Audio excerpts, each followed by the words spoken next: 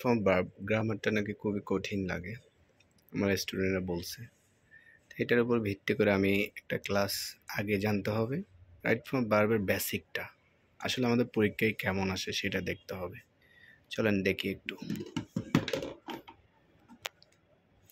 Right form ভার্বে সবসময় ব্র্যাকেটে দুইটা জিনিস দেওয়া থাকে, হয় ভার্ব ওয়ান মানে ভার্বের বেস ফর্ম অথবা প্রেজেন্ট ফর্ম যেটাই বলেন এটা দেওয়া থাকবে, অথবা বি দেওয়া থাকবে। ম্যাক্সিমাম ক্ষেত্রে এরকমই হয়, বি দেওয়া থাকে। এখন আমার গ্রামার বুঝে এই জিনিসটাকে আমি 8টা ফর্মে নিতে পারি। এইটাকে, এই ভার্ব ওয়ানকে 8টা রূপে করতে পারি, এই বিটাকেও আমি 8টা রূপে করতে পারি। তাহলে সেটা করার জন্য আমার গ্রামারটা কী করতে হবে, বুঝতে হবে। চলেন তাইলে আমি আমার ভাষায় আগে ভার্বটা চিনি। আমার ভাষায় ভার্ব হলো দুই প্রকার, একটা হলো মেইন ভার্ব, আরটা কি ভার্ব, অক্সিলারি ভার্ব, সেটা আমরা জানি। তাহলে এখন মেইন ভার্ব কাকে বলে, আমি অনেককে পড়াইছি, অঙ্গের মাধ্যমে কোনো কিছু করা বা হওয়া বোঝালে সেটা হলো মেইন ভার্ব। অঙ্গের মাধ্যমে কোনো কিছু করা বা হওয়া বোঝালে সেটা কি ভার্ব, মেইন ভার্ব। যেমন এখানে দেখেন, আমি সবার জানা একটা ভার্ব হলো ইট, এইট, ইডেন, অথবা প্লে, ইডি যোগ হয়েছে প্লেট, প্লেট। তো এই ভার্বগুলো আমরা বইতে দেখি 1, 2, 3 এখানে দেওয়া আছে না। তো ভার্ব ওয়ানের সাথে যদি এস বা ই এর যোগ হয় এটাকে আমরা ভার্ব 4 বলি। ভার্ব ওয়ানের সাথে লাস্টে যদি আইএনজি যোগ হয় এটাকে আমরা 5 বলি। আর ভার্ব ওয়ানের আগে যদি একটা 2 বসে এটাকে আমরা 6 বলি। কেমন? এবার আমরা ভার্ব 7 কাকে বলি, এদিকে একটু খেয়াল করি।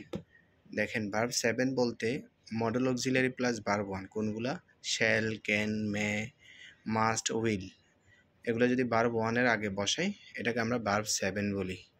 ঠিক আছে, এটা ফিউচার টেন্সে বোঝাবে।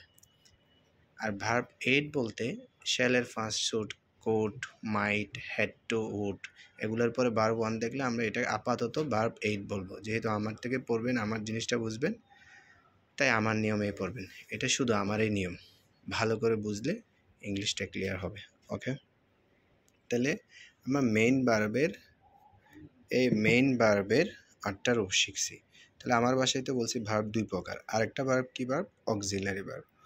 অক্সিলারি ভার্ব এখানে কি দেওয়া থাকবে পরীক্ষায়, বি, ব্র্যাকেটে কি দেওয়া থাকবে, এই বি জিনিসটা দেওয়া থাকবে। ঠিক আছে, এই বি। তো বির জায়গায় আমি কি কি করতে পারবো সেটা দেখেন। বির জায়গায় আমি 8টা রূপ করতে পারবো। যদি প্রেজেন্ট টেন্স হয় am is are, first tense হলে ওয়াজ আর, আর ফিউচার হলে এই বি, এগুলার পরে একটা বি আসবে।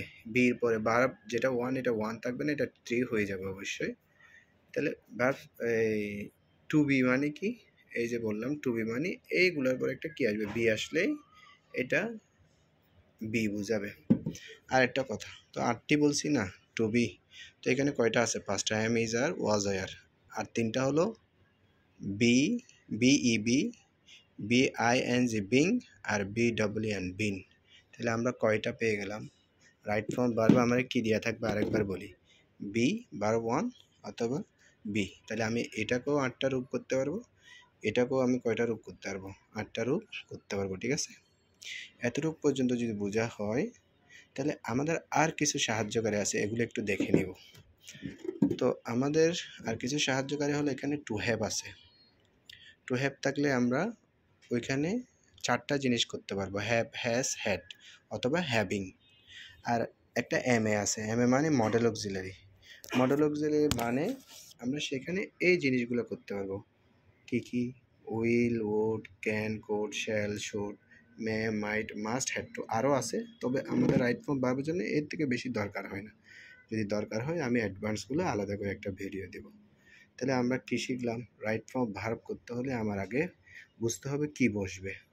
তো কি বসবে সেটা আমরা বুঝে গেলাম যে হয় রাইট ফর্ম ভার্বে কী দেওয়া থাকবে, এই বি দেওয়া থাকবে, না হয় ভার্ব ওয়ান দেওয়া থাকবে। সেখানে আমার ওই ভার্ব ওয়ানটাকে আমি 8টা রূপ করতে পারবো, বিকেও কয়টা রূপ করতে পারবো, 8টা রূপ করতে পারবো। এখন কখন কোনটা করব, এগুলো হলো tense, voice, narration, subject verb agreement. এগুলো যদি ভালো করে বোঝা হয় গ্রামারগুলো তাহলে এগুলো সহজে পারা যায়। তারপরও আমি সহজ করে দিব, কিভাবে করা যায় সেটা আমি